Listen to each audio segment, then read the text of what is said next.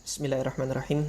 Alhamdulillahirabbil alamin wassalatu wassalamu ala asyrafil anbiya'i wal mursalin nabiyina Muhammad wa ala alihi wa ashabihi ajma'in, amma ba'd. Alhamdulillah, ikhwas kalian yang dirahmati oleh Allah Subhanahu wa taala. Pada kesempatan kali ini insyaallah kita akan sama-sama mentadabburi kalam Allah Subhanahu wa taala di dalam Al-Qur'an, yang insyaallah upaya tadabbur kita ini kelak berkenaan dengan problem yang dirasakan oleh sebagian teman-teman, sebagian ikhwah yang kemudian mengeluhkan dirinya itu kok futur, dulu semangat beragama kok kemudian sekarang lemes, dulu semangat ikut kajian gara-gara nggak ada kajian beberapa bulan berkenaan dengan adanya pandemi COVID seperti saat ini, terus kemudian dijadikan alasan aku sudah tidak semangat lagi belajar agama, aku kemudian sudah jauh lagi dari Allah. Ada di antara teman-teman yang kemudian kembali kepada kemungkaran dan lain sebagainya, wal'iyadzubillah. Maka kita tadabburi, kita telaah kalam Allah Azza wa Jalla di dalam Al-Quran, surah An-Nahl ayat 94. Kita tidak membahas ayat ini secara panjang lebar dari awal ayat sampai akhir ayat, tapi saya ingin mengambil kutipan di sini dari penggalan ayat ini, di mana Allah Subhanahu wa taala berkalam fatazilla qadamun ba'da thubutiha. Ada isyarat yang ingin Allah ajarkan kepada kita, fatazilla qadam. Tazilla qadam itu tergelincir. Tazil, zallat, tergelincir. Apa yang tergelincir? Qadam. Kaki pijakan seseorang itu tergelincir. Allah menegaskan kapan itu? Ba'da thubutiha, setelah tegak berdiri.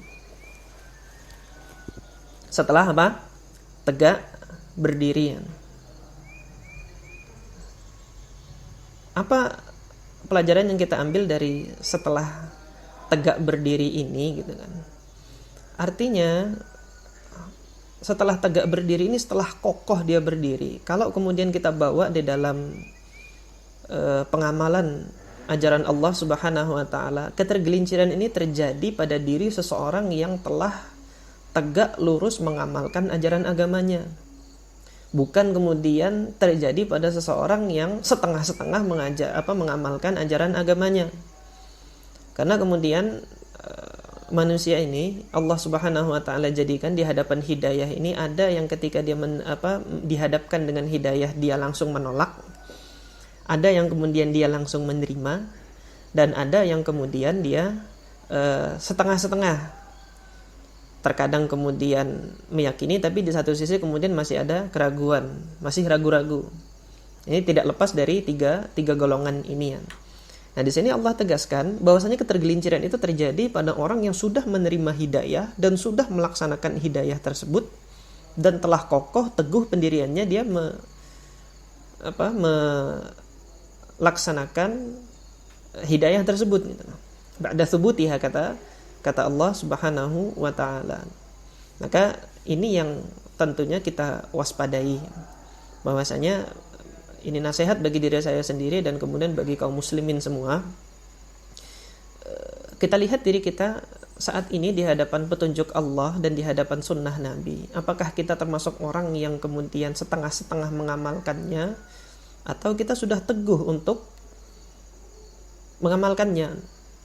Mereka yang sudah teguh pendiriannya dalam mengamalkan sunnah Nabi, disinilah yang kemudian Allah gambarkan dia akan tergelincir gitu.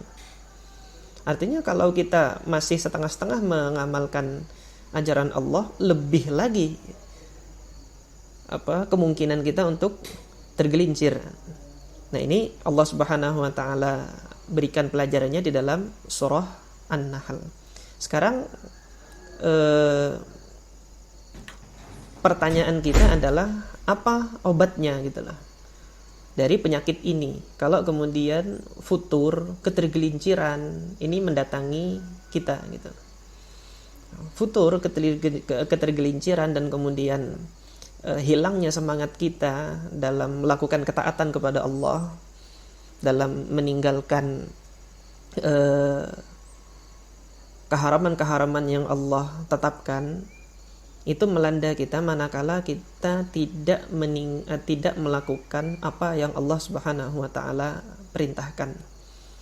Kalau kita koreksi diri kita, ada 1, 2, 3 hal yang kemudian tidak kita laksanakan, yang kemudian akibatnya adalah Allah jadikan futur itu terjadi pada diri kita, hingga kemudian semangat untuk beribadah itu hilang, semangat untuk taat kepada Allah itu hilang. Ada satu dosa yang telah kita lakukan, entah dosa itu berupa kita meninggalkan satu kewajiban, atau kemudian dosa itu adalah kita telah melanggar satu larangan Allah Subhanahu wa taala.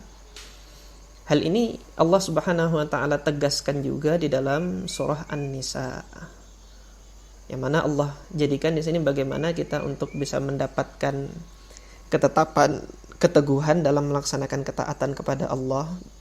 Di antaranya adalah melakukan apa yang dinasihatkan kepada kita. Allah kalamkan di dalam surah An-Nisa ayat 66. Walau anna katabna alaihim an iqtulu anfusakum aw ikhruju min diyarikum ma fa'aluhu illa qalilum minhum. Ini ayat untuk Bani Israel pada saat itu kan. Karena kemudian kewajiban bagi Bani Israel pada saat itu yang mau bertobat adalah bunuh diri mereka sendiri. Aniqtulu anfusakum, bunuh diri kalian sendiri, aw ikhruju min diyarikum, atau keluar kemudian kalian dari negeri kalian.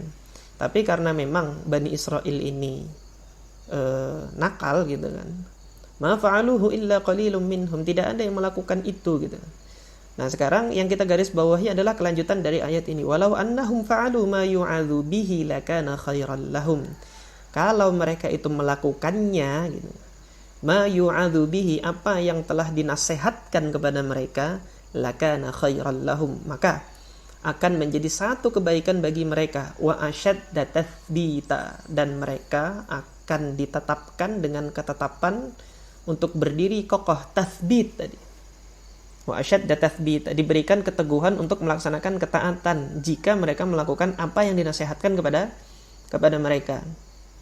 Nah, ini Allah gambarkan bagi Bani Israel dahulu seringkali apa yang dinasihatkan kepada mereka, mereka tinggalkan.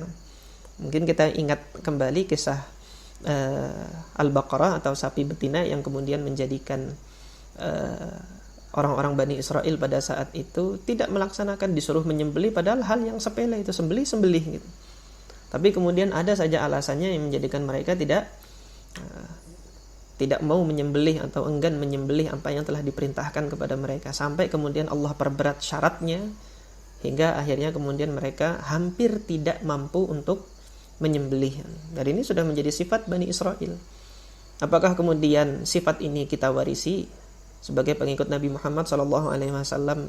Kita meninggalkan apa yang telah dinasehatkan kepada kita. Oleh karena itu, di antara obat untuk kemudian mengobati futur hilangnya semangat kita dalam ketaatan, kita periksa kembali, adakah kemudian yang dinasehatkan oleh Nabi kita tinggalkan?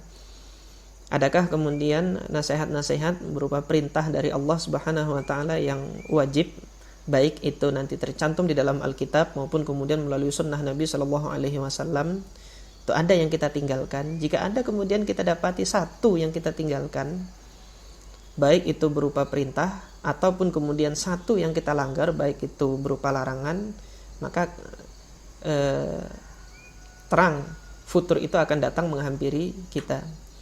Nah, perkara ini mengingatkan kembali diri saya pribadi kepada nasihat yang disampaikan oleh guru kami dahulu, Syekh Al-Musaid, Syekh Abdullah Al-Musaid dahulu ketika mengajarkan kepada kami hadis-hadis di dalam kitab Al-Muharrar.